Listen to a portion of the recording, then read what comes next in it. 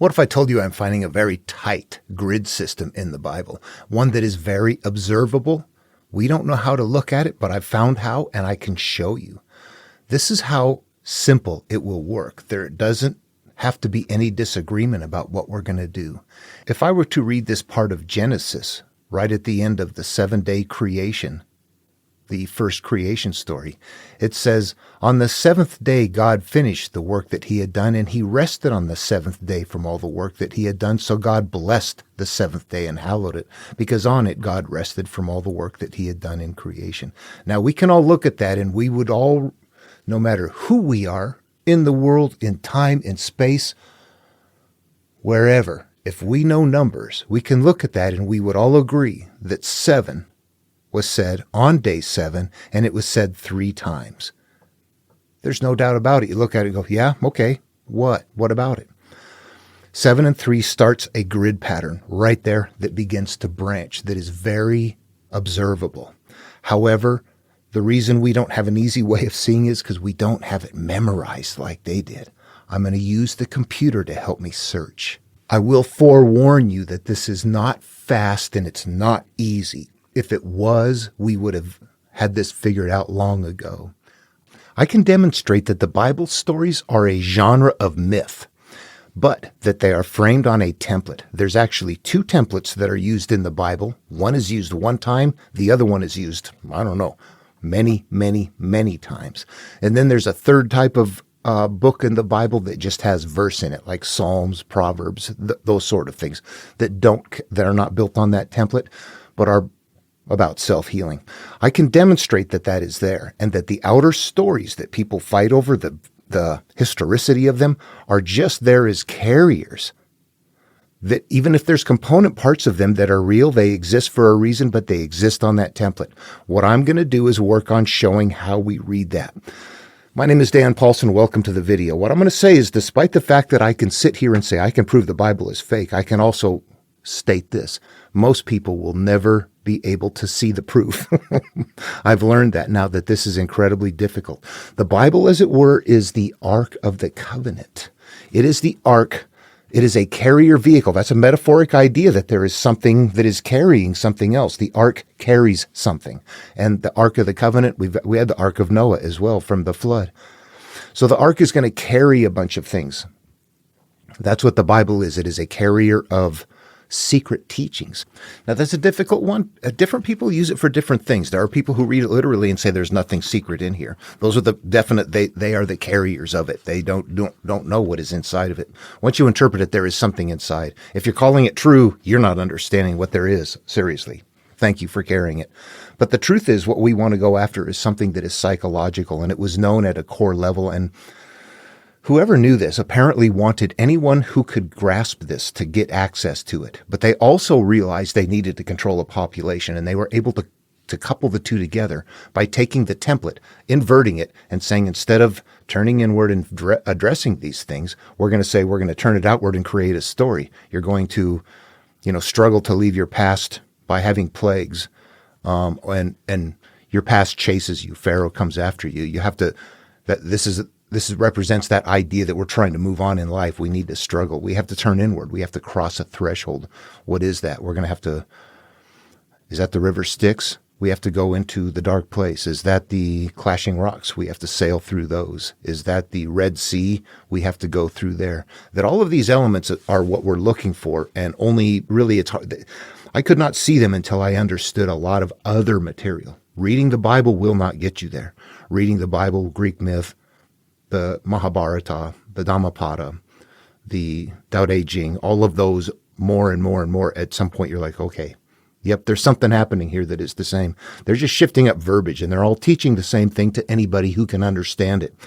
If you can't understand it, you are carrying various religions. Now, I'm going to create an incredibly simplistic correlation of what this is like. If you took Aesop's fable, The Tortoise and the Hare, and let's call that a verse from the Bible. Let's just pretend for a moment that if you were looking at this, we know that it is a fable. There's something in there that is secreted in there. But if we didn't know that, if we didn't know that it was a fable, and we didn't know we were supposed to look in there, and somebody was reading it literally, in a religious, like as a Christian, what would you say? Well, the tortoise obviously won because he kept his eyes on God regardless. It's like that's a repeat of the story of Daniel in the lion's den. Yeah, he kept on going straight ahead when, yeah, he knew where to go. It would be something like that.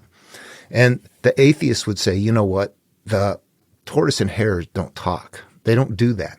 That race never happened. And the theist will say, oh, yes, it did. You know, the Bible tells me right here it is. It tells me it's got to be true. And they say, no, it's not. It's not possible. And then somebody archaeologically finds the remains of a tortoise shell out there and goes, there you go.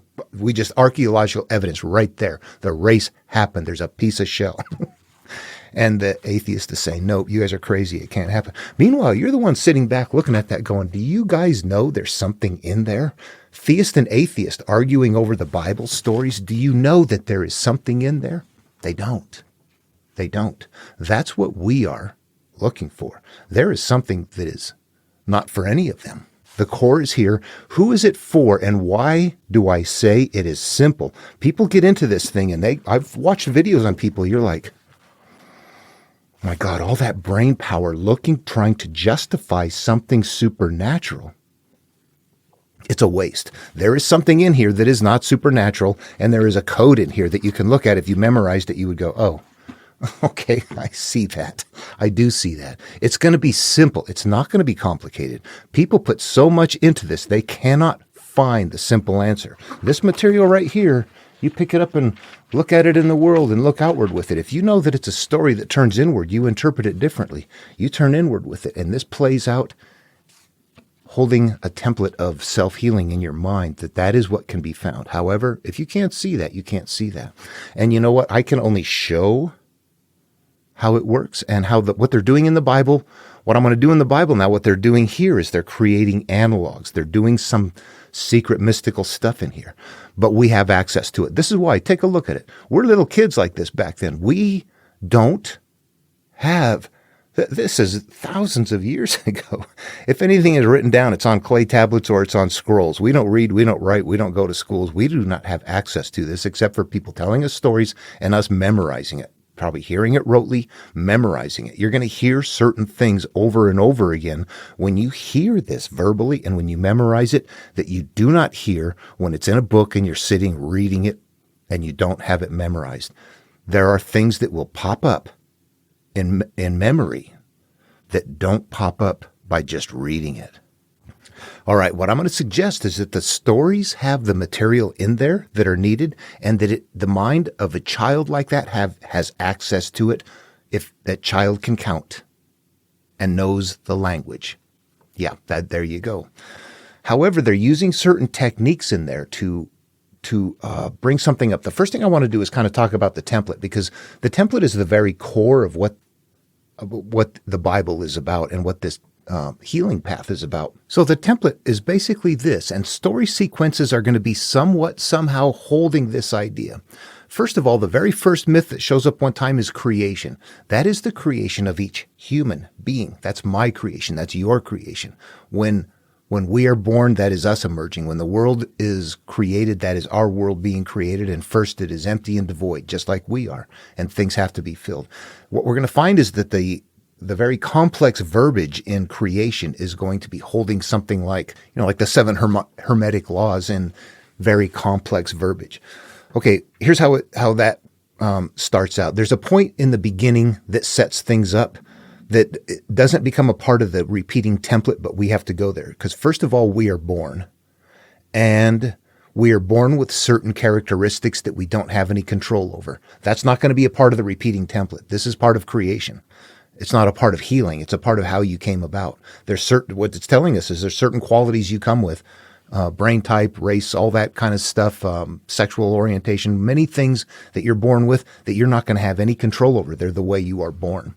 Okay, also nested in creation stories and many standalone stories. If you went to the book of Enoch, it doesn't have this creation story on there. However, it does have this element in there. There's always going to be somehow this component on a standalone story that is showing that things work in cycles and they function through cause and effect. So there's going to be plants growing, something coming out of here that create seeds, that the seeds create more plants of itself that continue to grow. This is demonstrating in the background cause and effect. The nature of something is going to cause more of itself. That's going to become important because that's going to become a part of our healing process as we move along, that what we experience in life and maintain with judgment and perception, mental perception, is going to continue to experience. So that's being set up right now too in creation. You will also notice a technique that they use right here in the beginning that is going to be even used down in Jesus will be using the same thing.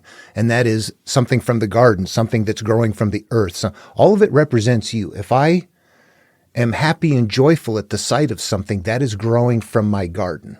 If I see something else that makes me angry and I judge it and I'm harsh over it and I don't like people over it or something like that, that is something that is emerging from my garden. They're metaphoric ways of describing something in a way that can be more of a soft sell, or someone can carry the story around, never knowing that it has a nested meaning inside of it. Jesus' basic one is what? We're known by our fruits. And, that's one that a lot of people know. It's like that. Well, they go, yeah, I actually, that's a metaphor. Sure, I know, but people know me by the way that I act. But what is more, at a deeper level, we are actually what other people don't know. Other people see what we want them to see. Within our own minds, we can be something different. And we put up a facade. We put up a front. We put up our fear, all of that. At a deeper core level, that's where the teaching resides, within the soul or the mind, the mental experience of the individual. And then there's a point where you begin to develop and learn enough that you're self-aware. This is our Adam and Eve self, if we were following the Bible. The Adam and Eve self, Eve emerges from where? The side of Adam, not from where else. This is a part of who and what we are. This is our inner self. We have now developed enough that we are happy, we're playing, we know grandma, we know cookies, we know our toys, we're having fun in life. We have not yet experienced hurt and pain. So this is a very happy place for us in life. And this is going to be held represented in the idea that we are Adam and Eve, conscious and subconscious, naked, not covered with anything, unashamed. We have nothing to hide. In the Garden of Eden, a happy place, and we have not yet consumed anything. We have not yet begun to experience life. Consuming spiritually means we are now learning, grasping, grabbing things. We are experiencing life and judging life. And in the process of doing so, we're beginning to become products of what we are, of that judgment. It could be many things. Where do you come from? Good home, bad home. We become structured based on our upbringing. We're raw, young creatures that have to be programmed. And there's a sequence there. How did you get programmed? That creates life issues that then creates a division. First, before that happens, we begin to have cyclical pain and we get stuck to the ground. The idea that Adam is now have to work the land and that Eve is now going to live life in having cyclical pain in childbirth represents on the template the idea that we are now going to live life not aware of the fact that there's a higher realm, that we're just going to be experiencing life and judging it, going to work and talking to people and, oh yeah, them, this, that's the first part of our life where we're learning. We don't know that we're judging and grasping things. So Adam, the conscious, we're going to go off and do that. And what's going to happen to Eve? Every time that the stuff that we've collected continues to emerge from us, when there's birth and childbirth, it's painful. So we've got our cyclical pain and our stuck to the earth right there. Then what happens? We have offspring. Cain and Abel represents our inner self. That which direction are we going to go? We have a conscious and our subconscious still. Now we have two things that we can become. Are you going to become Cain or are you going to become Abel? It goes bad. It goes on. It continues to escalate. More happens until the world gets so raucous that it needs to be destroyed. And that represents a point in time in our life where we have had it. Everybody goes on that template right there to that point. Or that, maybe they're not angry, but they're happy, depends on the person. This is, right there. Let me put that in the Bible terms. This is where the flood happens. The beautiful daughters of men have been gone into and corrupted. This represents our early self, our early qualities, our joy, our love, our trust, our openness, our innocence. I don't judge you. I don't care what you look like. I don't care what color. I don't care any of those things about you. And then later on in life, we care about all those things. So those pure, beautiful qualities have been corrupted over time. And what happens as a result? Nephilim exist. What are the Nephilim? Anger, pain, judgment, hatred. The things that we do that are not good, those are bad things. Those are creatures that we need to destroy, but they're products of our life experiences, and we need to know that all of that wraps up into there. And you go, okay, you know what? That makes sense to me. It's a personal inward path held in a way that you would look at and go, how do you explain that as an adult? Seriously, you have to just say it's supernatural magic and it can't be explained. You got to believe it or not. It's a faith claim, period. Nothing else. There is a reason to look at that, though, and go, this is an inward path being held in verbiage that is for the masses who would prefer to grasp something supernatural than to turn inward. Okay, so that is the first template. That is the only template in the Bible by itself that goes from the beginning of Genesis all the way down to the flood until Noah is called. When Noah is called, that begins the first monomyth and it ends the creation myth. Right there, the creation myth is done. It will not reoccur again. There's a kind of a modified form in the book of John, actually. But in the religion, you don't have creation happen again. However, you have a self-healing path happen again and again and again and again. And that's what happens from then on. So when Noah gets called, that's what would be commonly called the monomyth. That has not been completely identified. That's the thing people say doesn't exist. There is a template that exists in there that the monomyth is a part of. The monomyth is looking exactly at that template. That is exactly what is seen. What we need to do is completely identify the template, but also show how to read it and understand the nesting of the analogs. This is not in plain language. However, they put it in a way that that little kid back then could sit there and think, and figure it all out. They could build it in their mind like a puzzle. They could play it out in their mind. All the pieces are in here. We'll see that as we go along. And what happens after the flood? Remember at the beginning, we had Adam and Eve, naked, unashamed in the garden. What happens after the flood? Noah is naked, unashamed, buzzed off of his new wine, new life in his tent. Do we see conceptual ideas there? These are us. I am Adam and Eve. I am on a healing path now. I'm the called one. I become Noah. Now on the other side, I am stripped again of that stuff that I was covering myself in. That's how it's going to begin to sequence, but it's very hidden in here. Then we turn inward, we cross a threshold, we have temptations, we struggle to leave the past. All of those become component parts of this template. Then you turn inward, you cross a threshold, you defeat the enemy and the enemy is what? What I have picked up in life, my life experiences and my judgments, my pain, my shame, my hurt, my anger, my hatred, all of those things, my experiences that just make me live frazzled. All of that is what I want to go after and begin to defeat. And that is what this material goes after. Now it's going to continue to repeat over and over again. I am Noah. I go on the trip. What happens? My son covers me up again, which means now I took care of one thing, but now there's more happening. Now I become Abram and Sarai. Like Adam and Eve, naked, unashamed in the garden, I am now Abram and Sarai, only instead of, this is where the analogs begin to shift. Instead of naked, unashamed in the garden, I am now in Canaan, the happy land, but in a famine. I have not eaten anything. Where do I go? Because there's a famine, Adam and Eve didn't eat anything until they were tempted. Then they ate, and then that was sin. What happens here? They didn't have anything to eat, so they leave. They go to Egypt, and presumably to eat, but this is where life goes bad. The inner being begins to get corrupted through Pharaoh in the same way that Eve had first sin. These sequences are going to begin happening, but they're hard to see. But once you see them, you see that whoever put them in was incredibly precise in the beginning. Later on, people that don't understand it, they're losing the precision. We need to go upstream as far as possible. People say, what are the best Bibles to read that are more current? None. However, what the Bible then does is it starts repeating that template a lot. However, it does it in ways that it's using numbers that it is creating in Genesis, repeating names and numbers that it's going to continue to use downstream. The 3s and the 7s sound familiar, 40s, 12s.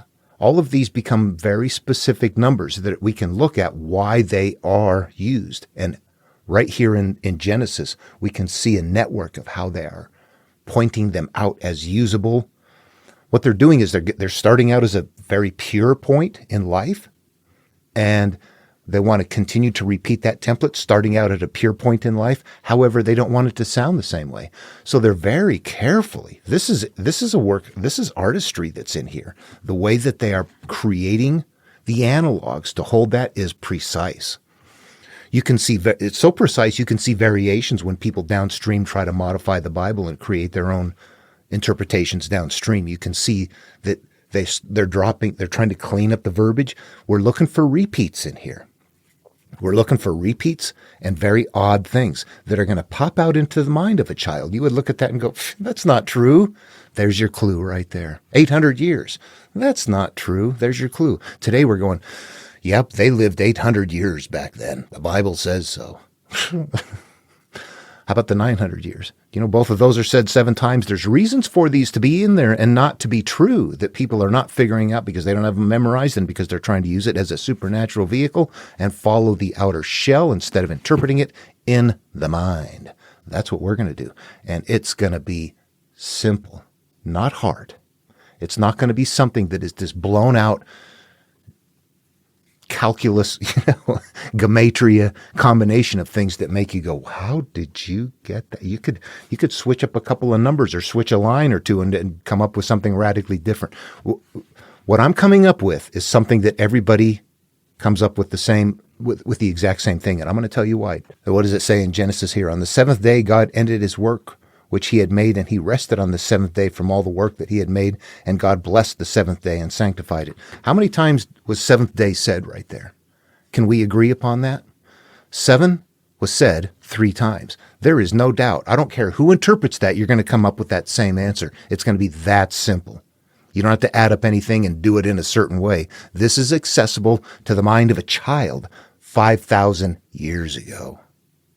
That's where we go. That's where we're going with it.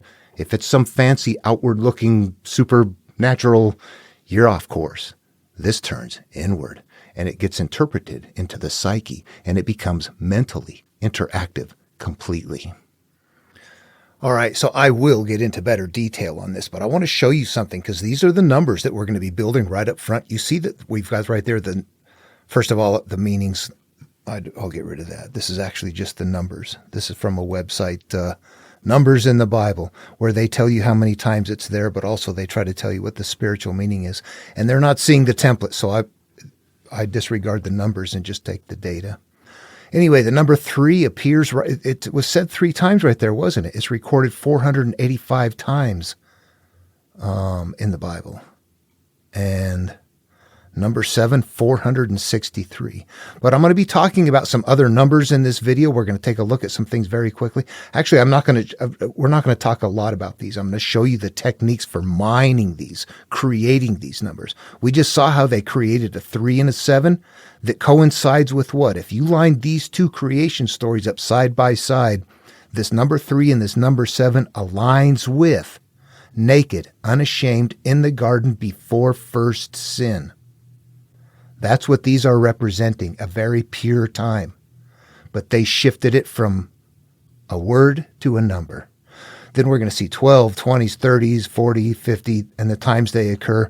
I've got them listed right here. They're going to be mined right up front. And I want to tell you that those numbers together, 1, 2, 3, 4, 5, 6, 7, 8 of them right there that are created up in Genesis appear 2,252 times in the Bible. That is an incredible amount of numbers. And you know what? There's a reason for that. It's mind-boggling. Where do you remember 3? How long was Jesus in the tomb? We're getting to a pure place and we're finding out how it works. Okay, let's take a look at some techniques.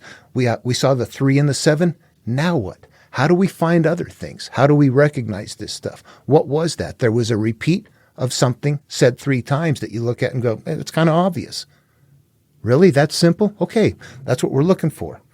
What I want to do is take a look at something too, like names. And I'm just going to say this is something that kind of got my attention. It alerted me. On another channel I've been reading old books that I can, they're in the public domain and putting them up. And just, time to do something, try to help out somehow anyway. And One thing I notice in reading these old books is that you have to do a lot of modification. If you're reading them just sitting there, it's not a big deal. If you're trying to speak them, they don't quite flow right. So you have to, if you're trying to get into character, you have to do some improving. But also, a lot of the authors of that era, they're filling up books. They're using a lot of excess verbiage and repeating names a lot. One author I have, the Mad Scientist Club, even last names, you're like way into the book and he's still calling them Dinky Poor. It's like, how many dinkies are in this story? How come you have to keep saying Dinky Poor?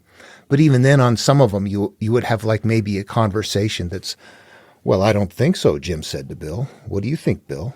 Well, Bill replied, Jim, I'm not sure. What do you think? Well, Jim shook his head. I don't know, Bill. And you go back and forth like this, and it's okay to sit and read that as you're reading the book. But when you're trying to speak it, it's like, whew, this doesn't sound good. It doesn't sound like you're in character. So you start modifying that. It gets your attention. Then I get into the Bible and start reading about Noah, and you start seeing all that, and you're thinking, why are they saying Noah so many times? Don't we know it's Noah?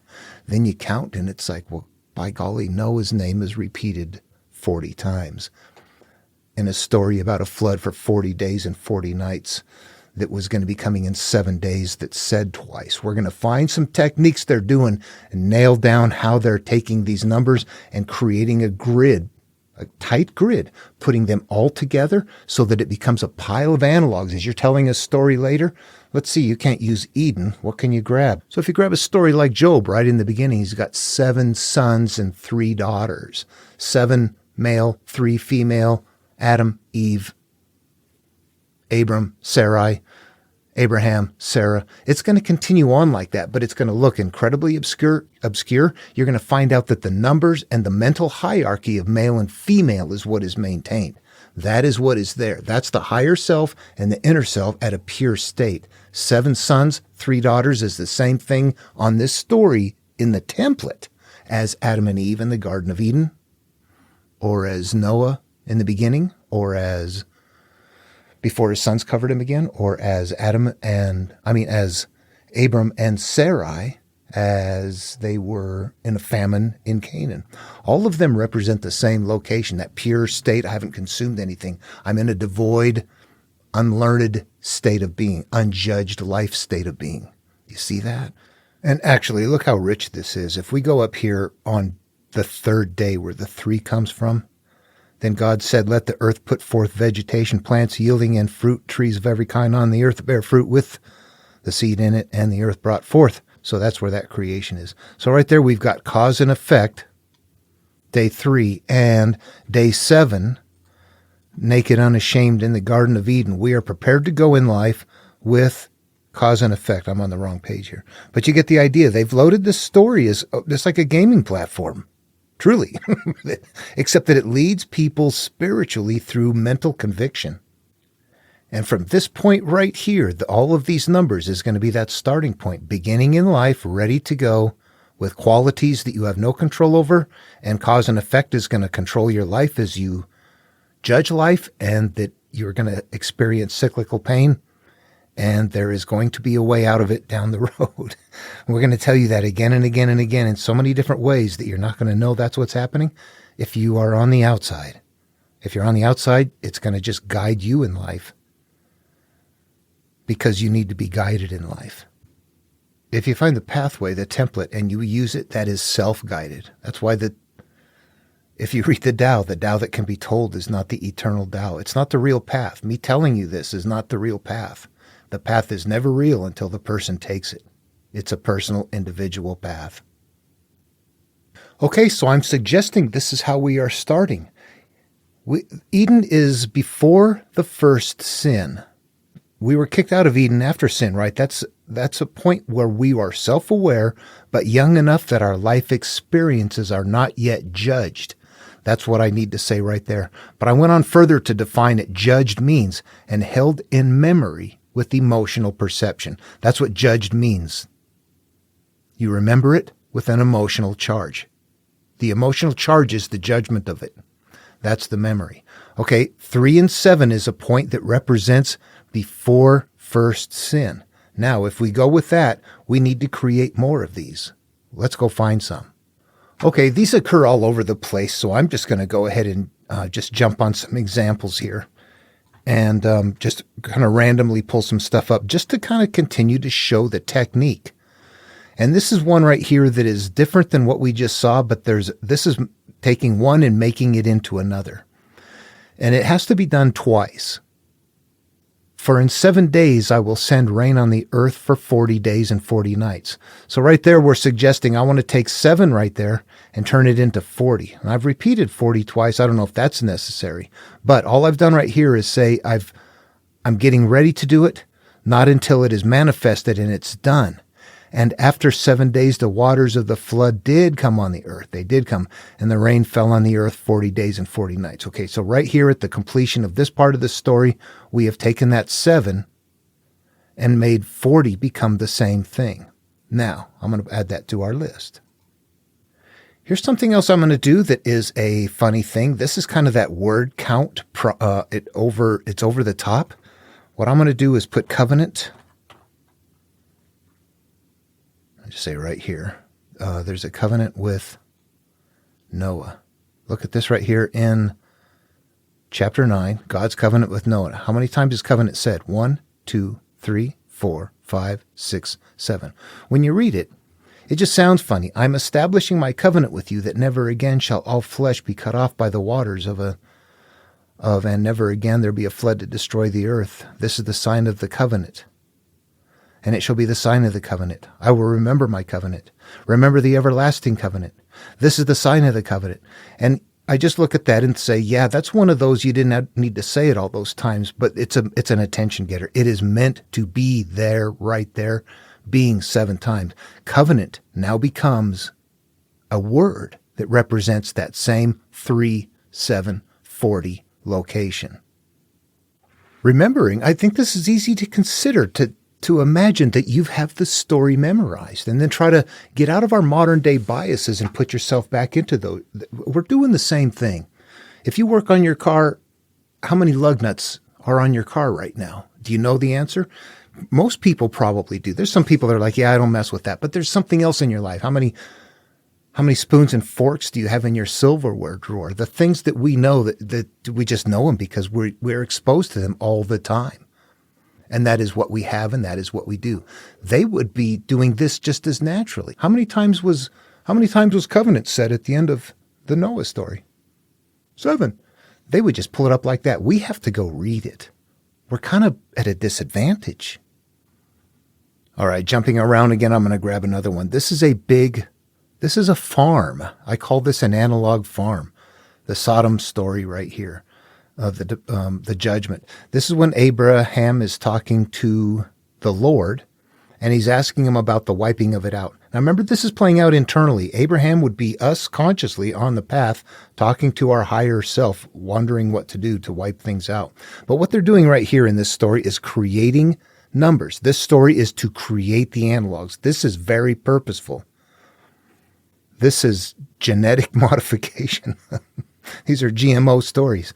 Okay, righteous is said how many times right there? 7 times. 1, 2, 3, 4, 5, 6, 7. Okay, 7 then just became an analog for the same place in the same way that covenant just did. And though I said 7, I clearly meant righteous. Yeah, we're finding all of the things that are going to line up with these numbers. We're just going to count numbers and see what fits. Stuff that goes together goes together. This is Sesame Street. But what we also have going on is a repeat of words that just sound like a Dr. Seuss story. Suppose there are 50 righteous within the city. Will you sweep the place away and not forgive it for the 50 righteous? Far be it from you to do such a thing, to slay the righteous with the wicked, so that the righteous fare with the wicked. Far be it that you shall not be the judge of the earth to do that. And the Lord said, if I find at Sodom 50 righteous in the city, I'll give you. Doesn't that just sound cumbersome? There's something going on there. Righteous is said 7 times, 50 said 4 times. That sets up the farm. We get down below here, 40, 30, 20, and 10 is each said 2 times. Suppose there are 40. If 40, yes, 40. If 30, yes, 30. If 20, yes, 20. If 10, yes, 10. Each of those just became analogs in that strange way. Okay, if I look at the list right now, let's talk it over. We've got Eden before first sin. We've got that building up, or 3 and 7, remember? That became 40 at the flood. Noah said 40 times, flood 40 days. 7 said 7 going to appear, all that.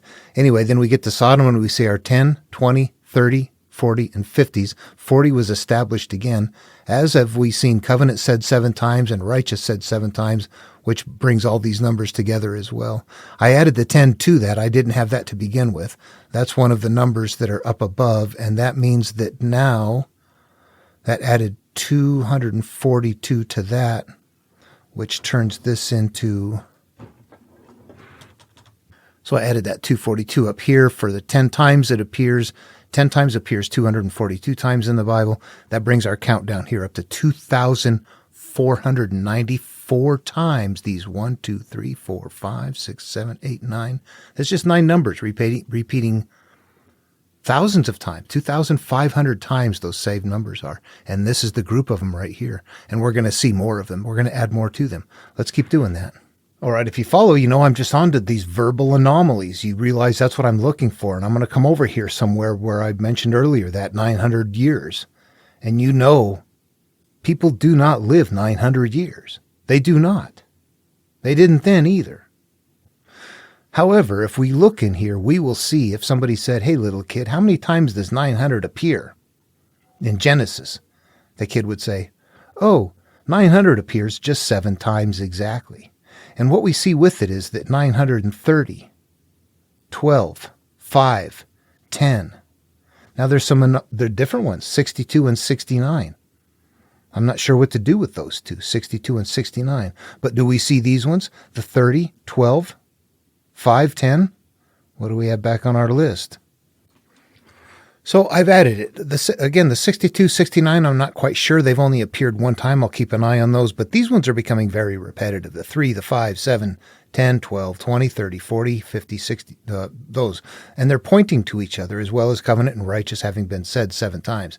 So you can see that we're building up something here that continually also points to itself somehow. It'll be self-repeating. That's just an odd thing. That's the only way they have to pass this along. They've encoded it in a grid of repeats. Okay, let's move on to something else. All right, the other one we know, not only do people not live to be 900 years old, but they don't live to be 800 years old either. So let's take a closer look at that one. I asked that little kid again, hey, little girl, how many times does 800 appear in the Genesis? Mister, only 7 times. Don't you remember? 1, 2, 3, 4, 5, 6, 7. She's right. Okay, that means something to me. That's 7. What is attached to the 7? 807. Well, what do you know? 815. Oh, I don't know 15. I'll add that one. 840. Oh, we already have that. 830. Hey, we already have that. 95. Don't have that one. So we see that there's a lot of repeating here. There's our 7. There's our 40. And there's our 30 that have been established in Sodom as well with the 7-time appearance of righteous. Now we have them appearing 7 times appearance of 800. So honestly, what I'm seeing is that going on, and it continues on. If you went to another book and started reading and saw tent, for example, off the beginning and thought, that word sounds different, and I see tent appearing in a few places and doing some strange things at times. Let me go ahead and search on it. 40 times. So we're going to see that in other books, a word might appear and you wouldn't know what that was. You would just think it was a tent. But if you realized how many times tent appeared in the story, you would know that they're starting right there at the beginning on that template again, that represents something that's very specific. Let's take a look at something. Let's go look at number 40 in Genesis and see what else it does.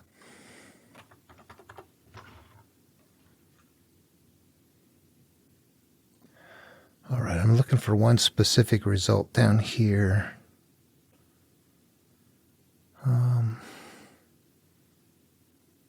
Esau's Hittite wives. When Esau was 40 years old, he married Judith, daughter of Beers the Hittite, and Basemath of Elon the Hittite, and they made life bitter for Isaac and Rebekah. He was 40 years old when he married, but that would represent the time, that pure time again.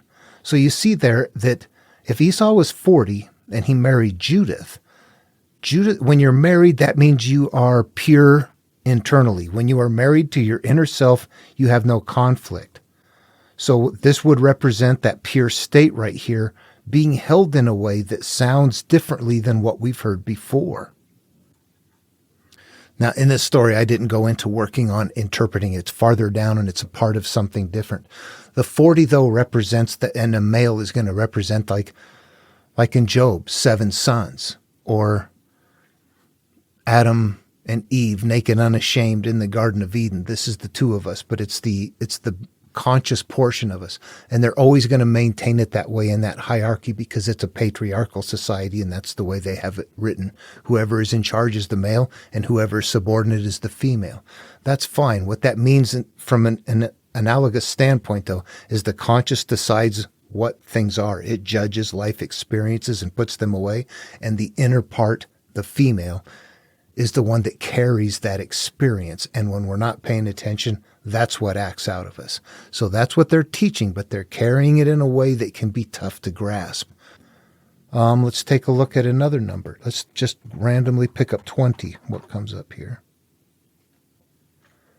There are 12 results. 12, 20, said 12 times. So we see a correlation between numbers back and forth in those. 12 and 20 it's like it's confirming itself.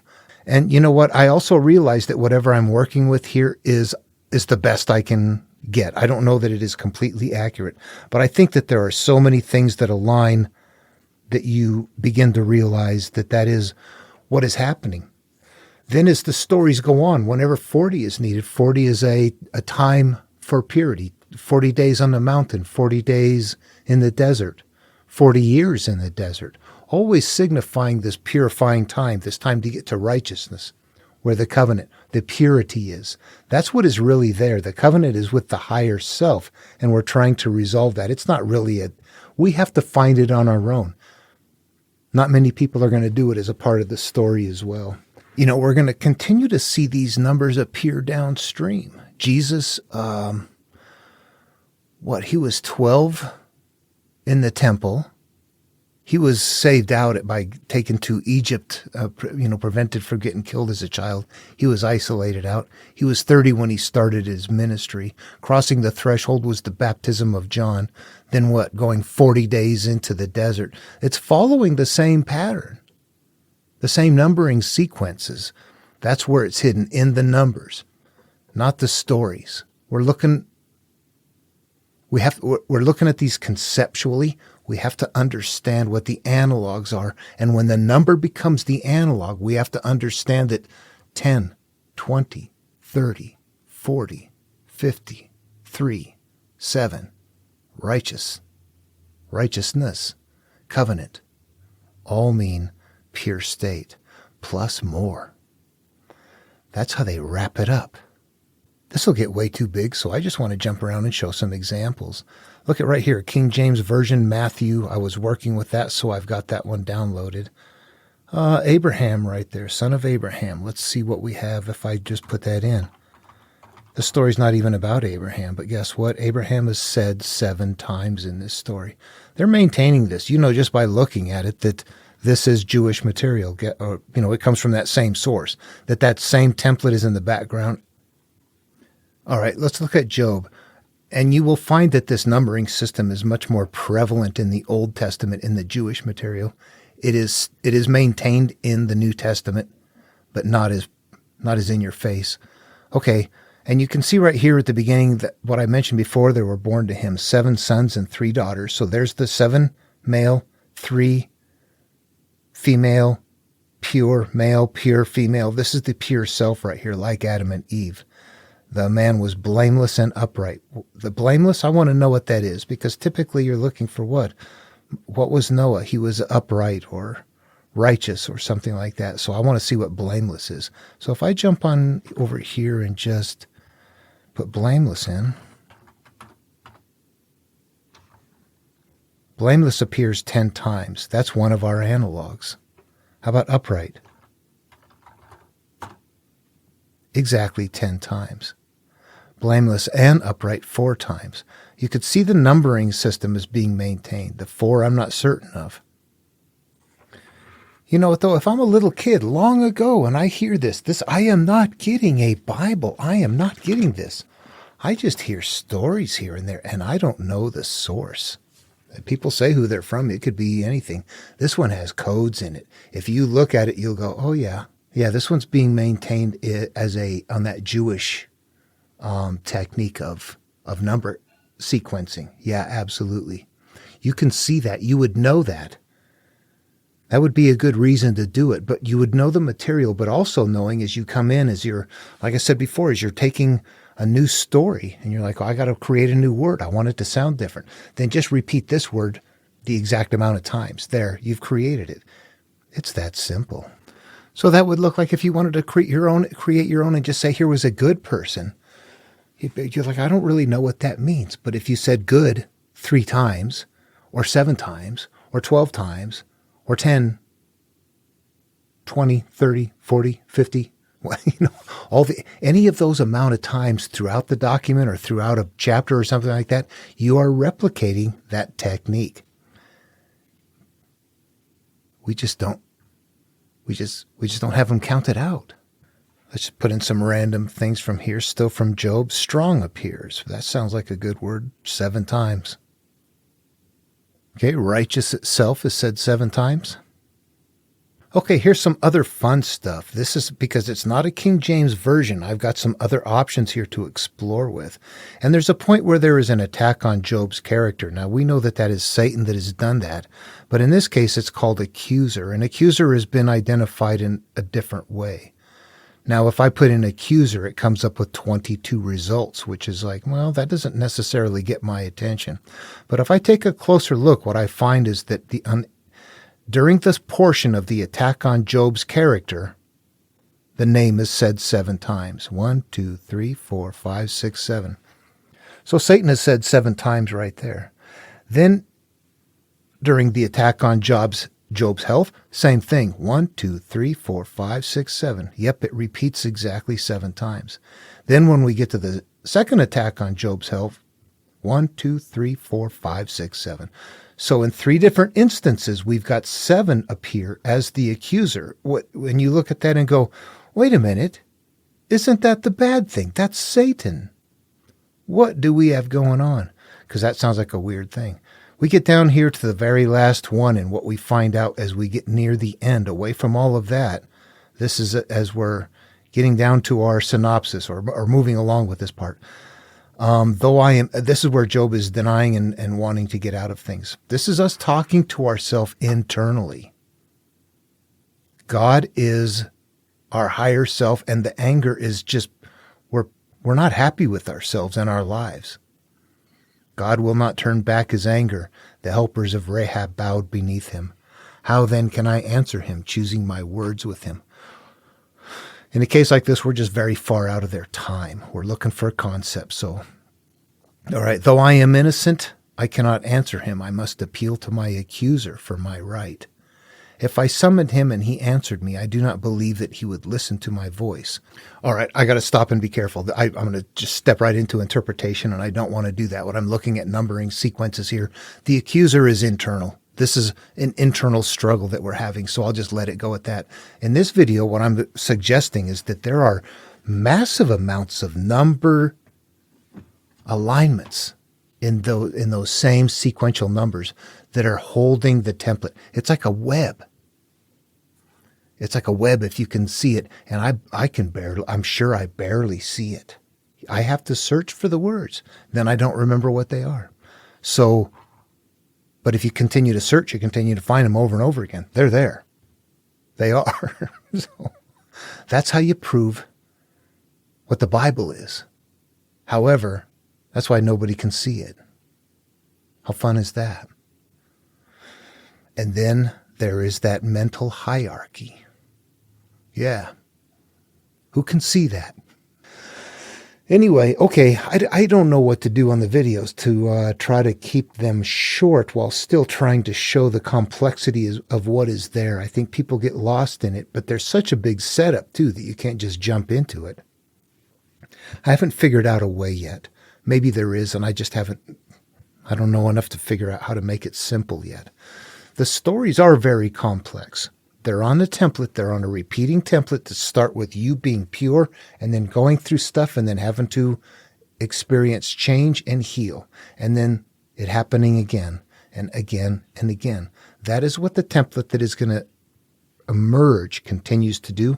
And these are very structured numbers and words that are being developed very precisely early on. Then as we go through and we continue to search through Abrahamic material, we're going to continue to see these numbers emerge, whether or not it's the number itself being used or something else being said 20 times or 40 times or 30 times in a book that tells you, oh, this number was now within this book. It became an analog too. It wasn't created in Genesis, but 40 was. All these other things were. So later on, when those numbers are replicated downstream, somebody knows what they're doing, and they're maintaining that template very accurately. There's a point you get to where you have to read that, and what I'm doing in this video is how you get there. I minimize the comparisons with other material. How does that work? People that watch my videos, how was this when compared to other stuff? What do I need to do to make people go, oh, I think I see something there? It's difficult for me. I must be able to do something better. I realize it's hard to see, but I am probably not the best person to deliver it. So I'm not sure what to do. Anyway, all right. Hope the video was interesting. Yeah, you can see the Bible is structured. It's absolutely structured. All those stories that come about historically, so what? They just grabbed things from their environment when they made this story. Babylon, the destruction of Babylon. How do we do that? We just grab the ziggurat that's collapsing out there from the Babylonians that have been out there for hundreds of years. Pretty simple. Look, there's proof that it happened. That's not proof that story happened. It's proof that the Babylonians built ziggurats. Holy smokes, people. This is crazy. That's like saying the Mediterranean Sea exists, therefore harpies do too. Yeah, there's something in here that has to be, it's carried in there. Does anyone see it? It's in these numbers. It's in a grid, but it's in counting and in memorization. And I don't have that. What I'm doing is seeing enough things to realize there's something there. And that caused me to use the computer to start searching. And the more I did that, the more I found. And I'm sure there's so much there, I don't even have a concept of it. And as far upstream as I can go, it still is not the original material. I'm sure there are things in my book that need to be there, but I can grab other Bibles and find inaccuracies or different things. There's a Bible version, you might have one. Take a look on that 7-day creation. Does it say 7 days twice and 6th day once? There are Bibles that say that. It doesn't start that 6-3 grid. However, truth be told, in this Bible, it says Noah 41 times, not 40. But in that other Bible that's descended through Greeks, Septuagint, I believe, that one has Noah said exactly 40 times. They took one of the occurrences out that was a redundant one. I think what happened in here, though, is that they accidentally left one in. If you read this, you will find out that all that numbering grid comes from 7 and 3, which is what? That's one of 2 creation stories. There are 2 creation stories. That one has the 7 and 3 and the establishment of the cause and effect and all of that. The other one is the 5 rivers, which establishes a hierarchy, a mental hierarchy, a flow of life. But if you go down and I say that's the one creation myth. That's each person's life. That's a life myth. You're born, you go, here's what life, and it can go up to this point where the world needs to be destroyed, and it may never get destroyed. If it does get destroyed, then that represents you turning inward. Now I become Noah. And what happens? There are 2 callings of Noah. So at the beginning of each myth, right in the beginning, there's a doubling up. And what is one of the Noah ones? Just tells him to bring 2 pairs of everything. That was original. What happened later is that they added one in to say bring 7 pairs of everything. If you look, you will see that there are 2 callings. They added it in there, and they added in a Noah at that point and didn't catch that. But then it remains pretty accurate. It's just that one thing that's there. The other one doesn't have the 3 and the 7, however 40 Noahs. But you start going through all that other stuff. Oh yeah, 807 times, 907 times. They line up so consistently at some point when you count enough numbers, you go, yeah, there's a grid right there in our face that we can't see because I don't know how many lug nuts are on my car or how many spoons I got in my drawer.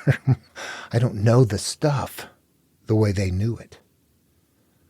But you have to look at it and see it, and you have to realize, yeah, there are some numbers that are just repeating so many times that it's like banging me in the head. There's a reason for it.